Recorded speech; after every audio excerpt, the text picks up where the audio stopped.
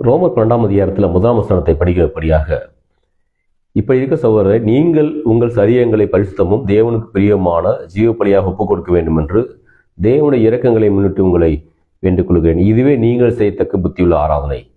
பவுலானவர் இங்கே பேசும் பொழுது ஒரு புத்தியுள்ள ஆராதனை என்ன என்பதை பற்றி பேசுகிறார். நாம் அநேக நேரங்களில் அதை குறித்து நாம் கேள்விப்பட்டிருக்கிறோம். இதுதான் ஒரு நல்ல ஆராதனை, அல்லது அதுதான் ஒரு நல்ல ஆராதனை, இப்படி தான் ஆராதிக்கணும், அப்படி தான் ஆராதிக்கணும். ஓகே, நல்லது, அதெல்லாம் நல்லது தான். சில நேரங்களில் கையில் உயர்த்தி ஆராதிக்கிறோம், சில நேரங்களில் அப்படி செய்யறது கிடையாது. இங்கே பவுல் பேசும் பொழுது என்ன சொல்றாருன்னா, உங்கள் சரீரங்களை தேவனுக்கு பிரியமான ஜீவ பலியாக ஒப்பு கொடுக்க வேண்டும் என்று பேசுகிறார். பாருங்க, நம்முடைய சரீரங்கள் அப்படின்னு சொல்லும்போது நம்முடைய அவயவங்களாக குறிக்குது. நம்முடைய சரீரங்களுடைய செயல்கள், இவைகள் தேவனுக்கு பிரியமானதாக இருக்கட்டும் அப்படிங்கிறார். நம்முடைய சரீரத்தின் செயல்கள் கடவுளுக்கு பிரியமானதாக இருக்கட்டும். அங்கே மாம்ச இச்சைக்கு இடம் கொடுக்க வேண்டாம் என்று பேசுகிறார் பவுல். இதுதான் நீங்கள் செய்யக்கூடிய புத்தியுள்ள ஆராதனை என்று பேசுகிறார். இன்னைக்கு பொதுவாக பாருங்க, தங்களுடைய இஷ்டம் போல வாழ்க்கை வாழ்வாங்க. தன்னை சரீரத்தை பாவத்துக்கு ஒப்பு கொடுத்து சரீரத்தினால இப்படியாக இஷ்டத்துக்கு வாழ்க்கை வாழ்ந்து, ஆனால் கோயிலுக்கு போகும்போது மட்டும் பக்தியாக இருப்பாங்க. கோயிலுக்கு போகும்போது மட்டும் ரொம்ப பக்தியாக, ரொம்ப நல்ல பிள்ளை போல் அங்கே இருக்கிறத பார்க்குறோம். ரொம்ப நீட்டாக ட்ரெஸ் பண்ணி அவங்க வருவாங்க. அப்படிப்பட்ட ஒரு பக்தியை கடவுள் நம்மகிட்ட எதிர்பார்க்கறது கிடையாது. இஷ்டம் போல் வாழ்க்கை வாழ்ந்துட்டு, என்னுடைய இஷ்டப்படி மனிதன் தன்னுடைய இஷ்டப்படி வாழ்ந்து விட்டு, என் இஷ்டம், என் சரீரம், என்னோட சரீரத்தை நான் என்ன வேணாலும் பண்ணுவேன், இந்த சரீரம் சொல்கிறத நான் கேட்டு வாழ்கிறேன் சொல்லிட்டு வாழ்ந்துட்டு, பிறகு தேவ சமூகத்தில் போய் அங்கே பக்தியாக இருப்பது என்பது மாய்மாலமான ஒரு காரியமாக இருக்கிறது. உண்மையான ஒரு ஆராதனை என்ன, உண்மையான ஒரு பக்தி என்ன?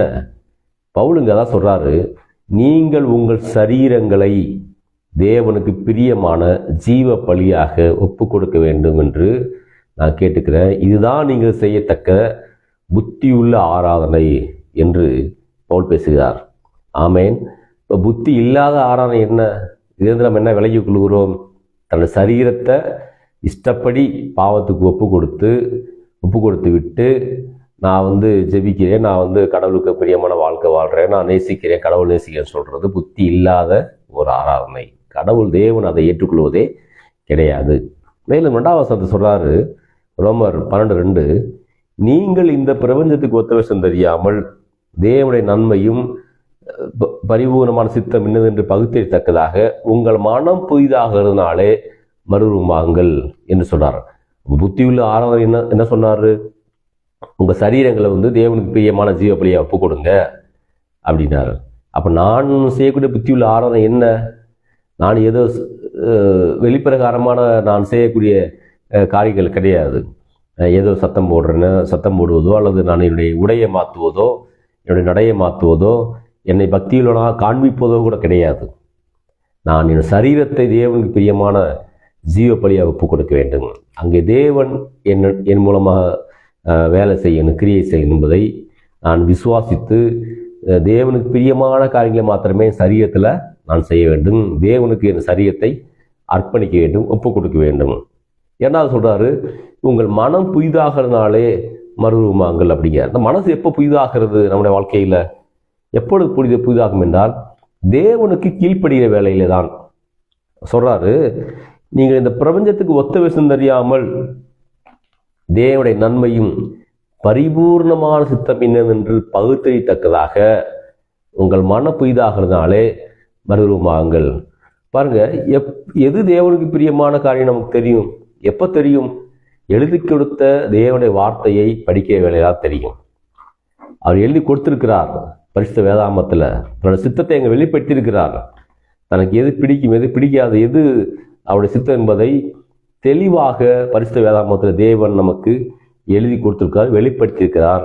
அதை படித்து, அதை கேட்டு, அதன்படி செய்கிற வேலையில தான் பாருங்க நம்முடைய மனது என்பது புதிதாகும். இல்லைன்னா புதிதாகவே ஆகாது. எவ்வளவுதான் நம்ம முயற்சி பண்ணாலும் சரி, ஒரு மனிதன் உண்மையான கடவுளை வாழ்க்கையை அனுமதிக்காம, ஜீவனுள்ள தேவனுக்கு உள்ளத்தை இடம் கொடுக்காம, அவன் எவ்வளவுதான் பக்தியிலனா வாழ முயற்சி பண்ணாலும் சரி, மனசை மாற்றினாலும் நினைச்சாலும் சரி, அது மாறவே மாறாது.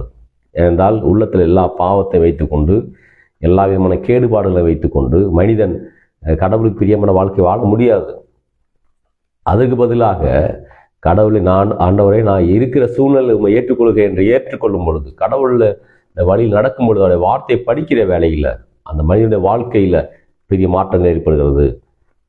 அவருடைய மனது புதிதாகிறது, அவன் மறுரூபமாக்கப்படுகிறான். ஆமென். கர்த்தர் உங்களை ஆசீர்வதிப்பாராக.